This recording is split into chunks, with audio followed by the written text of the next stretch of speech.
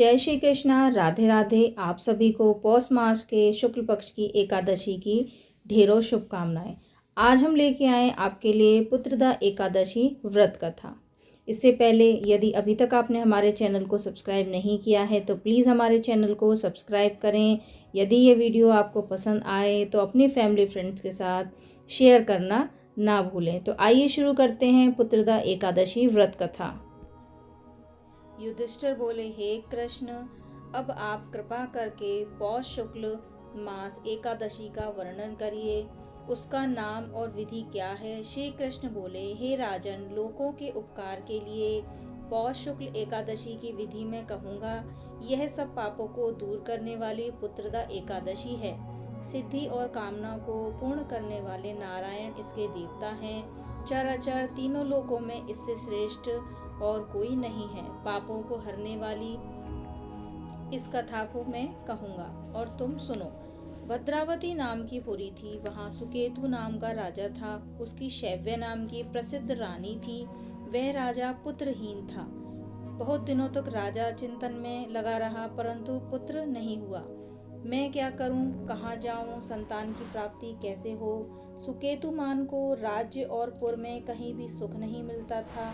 अपनी शैव्य रानी के साथ प्रतिदिन दुखी रहता था। वे दोनों राजा रानी चिंता और शोक में मग्न रहते हैं। वह मन में निराश हो गया। पुत्रहीन मनुष्य के जन्म का फल नहीं है। बिना पुत्र के घर सूना रहता है और सदा हृदय दुखी रहता है। पुत्र के बिना पितृश्वर, देवता और मनुष्य के ऋण से नहीं छूटता। इसलिए मनुष्य को प्रयत्न करके पुत्र उत्पन्न करना चाहिए। जिनके घर में पुत्र हैं उनका इस लोक में यश होता है, परलोक में अधोगति होती है। जिन पुण्य आत्माओं को सैकड़ों जन्म का पुण्य होता है उनके ही पुत्र और पौत्र होते हैं। पुण्य भगवान की भक्ति के बिना धन और विद्या नहीं मिलती, यह मेरा सिद्धांत है। इस प्रकार राजा दिन रात चिंता में मग्न रहता था। फिर सुकेतुमान ने आत्महत्या का विचार किया, परंतु उसने परलोक में दुर्गति समझकर यह विचार छोड़ दिया। संतान के अभाव से अपने शरीर को दुर्बल देखकर, अपनी बुद्धि से अपना हित सोचकर घोड़े पर बैठकर राजा घोर वन में चला गया। पुरोहित आदि किसी को यह मालूम नहीं हुआ।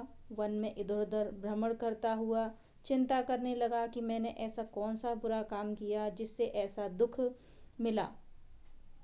मैंने यज्ञ और पूजा में देवताओं को संतुष्ट किया, मिष्टान भोजन तथा दक्षिणा देकर ब्राह्मणों को संतुष्ट किया, समय अनुसार प्रजा का पुत्र की तरह पालन किया। यह सब करने पर भी मुझको ऐसा कठिन दुख क्यों मिला?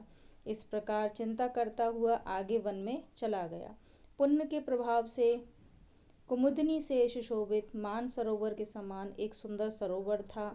ये सरोवर चकोर, चकवा और राजहंसों से शोभायमान था। उसमें मगर, मछलियां और जल के जानवर थे। ऐश्वर्यवान राजा ने सरोवर के पास बहुत से मुनियों के आश्रम देखे और अच्छे शकुन होने लगे। राजा का दक्षिण नेत्र और दक्षिण हाथ फड़कने लगा। इन अंगों का फड़कना शुभ सूचक प्रतीत हुआ।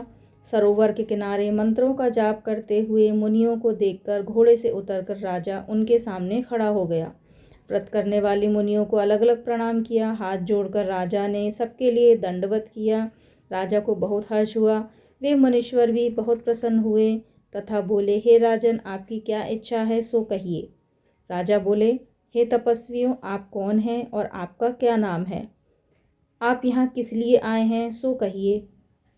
मुनि बोले, हम विश्व देवा हैं और स्नान करने के लिए यहाँ आए हैं। माघ का महीना निकट आ रहा है। आज से 5वें दिन माह लग जाएगा। आज पुत्रदा नाम की एकादशी है। हे राजन, पौष शुक्ल एकादशी पुत्र की इच्छा करने वालों को पुत्र देती है। तब राजा बोला, पुत्र उत्पन्न करने के लिए मैंने भी बड़ा प्रयत्न किया है। यदि आप प्रसन्न हैं तो मेरे लिए सुंदर पुत्र दीजिए। तब मुनीश्वर बोले, हे राजन, आज पुत्रदा नाम की प्रसिद्ध एकादशी है। आज ही इस उत्तम व्रत को करिए। हमारे आशीर्वाद से और भगवान की कृपा से आपको अवश्य ही पुत्र प्राप्त होगा।